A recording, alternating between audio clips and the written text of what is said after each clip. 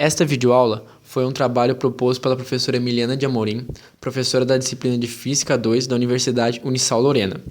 Nós estamos no segundo semestre de Engenharia Civil. Esta videoaula tem como objetivo desenvolver os conceitos relacionados ao trabalho realizado pela força da gravidade e pela força de mola. Iniciaremos essa videoaula falando um pouco sobre o trabalho realizado pela força da gravidade. Vamos exemplificar um pouco sobre o significado de força gravitacional. O exemplo mais simples de forças, uma vez que faz parte do nosso cotidiano, é a força gravitacional. É essa força a responsável por a queda de objetos em direção à superfície terrestre. Outro exemplo é o movimento de translação da Terra. A Terra mantém-se numa órbita elíptica em torno do Sol, como resultado da força gravitacional exercida pelo mesmo sobre a Terra. Vamos falar um pouco sobre a lei da gravitação universal. A lei da gravitação universal proposta por Newton, ela tem uma causa, que no caso é o fato de massa sempre atrair massa. Então, se tem uma massa, tem força gravitacional. Lembrando que essa força é sempre de atração, jamais de repulsão. Ou seja, se massa atrai massa, é uma força de atração. Pela terceira lei de Newton, temos que uma ação gera uma reação. E essa ação é de igual módulo, igual direção, porém ocorrem em sentidos opostos e atuam em corpos distintos. Temos aqui um exemplo. Eu tenho aqui, por exemplo, um planeta de massa M maiúsculo e um satélite de massa M minúsculo. Eu tenho nesse caso uma ação e uma reação. Eu tenho duas forças, a força que o planeta exerce no satélite e a força que o satélite exerce no planeta. Portanto, comprova a terceira lei de Newton. Eu tenho igual módulo, ou seja, essas forças têm igual módulo, a mesma direção, porém estão em sentidos contrários e atuam em corpos distintos. Outra coisa interessante de a gente falar é que é uma força de campo. Até uma certa época, antes de Newton, as forças geralmente eram dadas como força de contato. Porém, ao analisarmos tal caso, vemos que há uma certa distância entre os corpos, o que impossibilita ser uma força de contato, enquadrando-o assim na definição de força de campo, que neste caso é o gravitacional.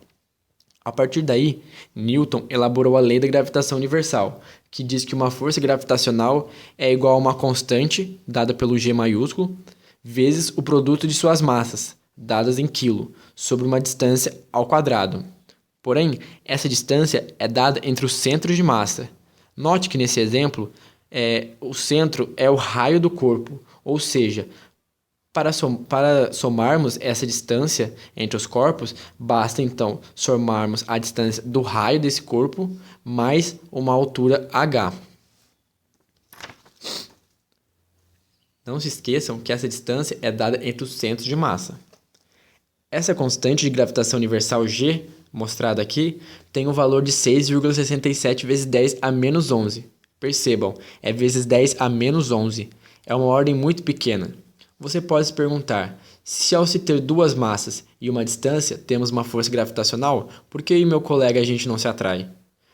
A questão é que, por essa ordem ser muito pequena e as massas de você e do seu colega serem entre 60 e 70 quilos, por exemplo, por ser 10 a menos 11, a força de atração é quase desprezível.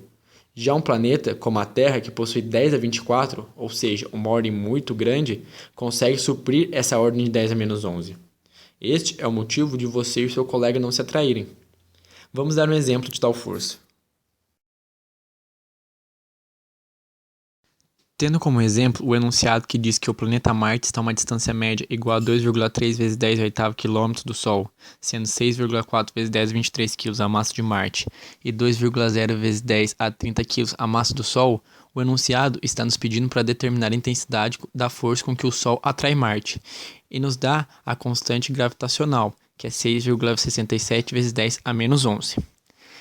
Exemplificando os dados em forma numérica, temos que a distância entre o Sol e Marte é 2,3 vezes 10 oitava quilômetros e que a massa de Marte e do Sol, respectivamente, são 6,4 vezes 10 a 23 quilos e 2,0 vezes 10 elevado a 30 quilos. Porém, para continuarmos com a elaboração desse problema, é necessário transformar as unidades de medida de forma correta. Ou seja, precisamos passar essa distância de 2,3 vezes 10 oitavos quilômetros para metros. Ao fazer essa conversão, teremos um número de 2,3 vezes 10 elevado a 11. Após a conversão, podemos continuar com o problema. O próximo passo é substituir os dados na fórmula.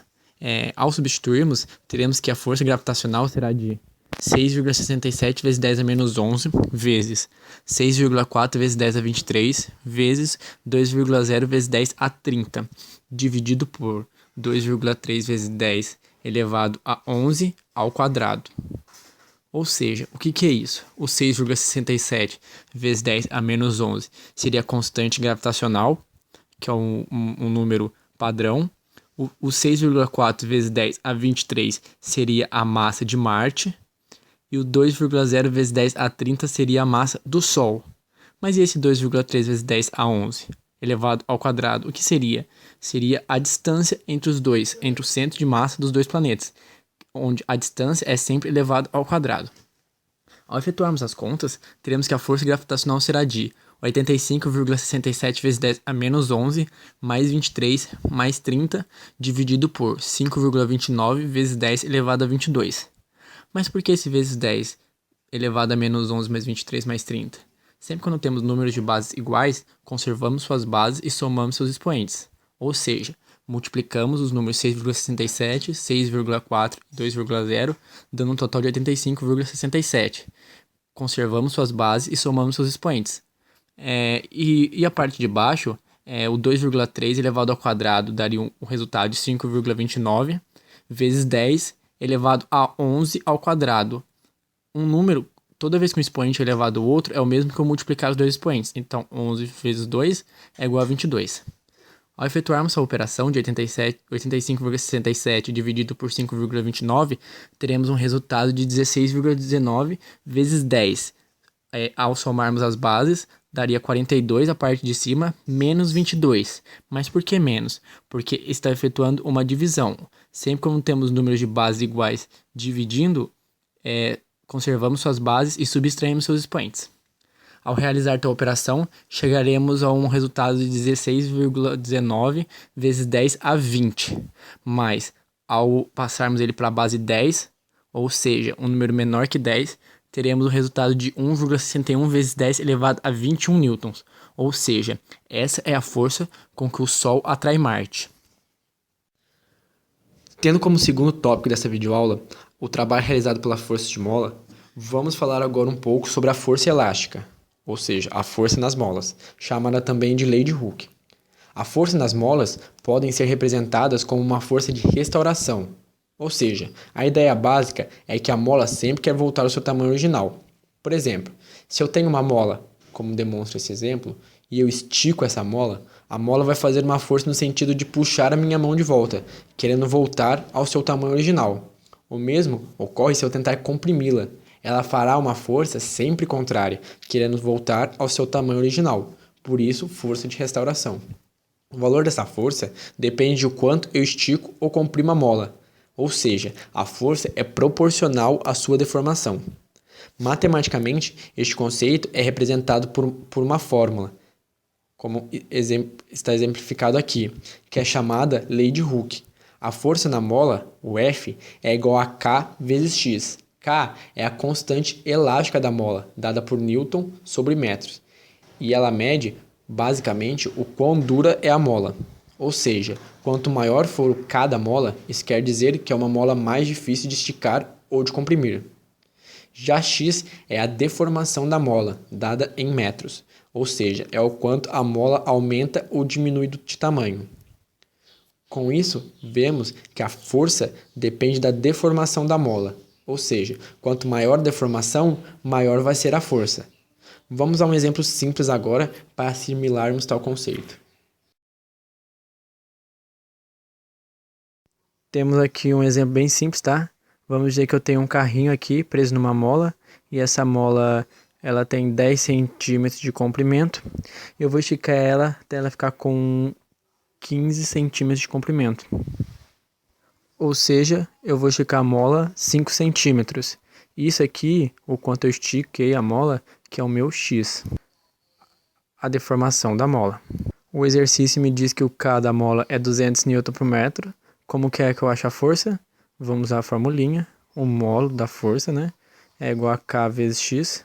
O K vale 200 e o X, gente, aqui a gente tem cuidado, tá? Porque aqui não é 5.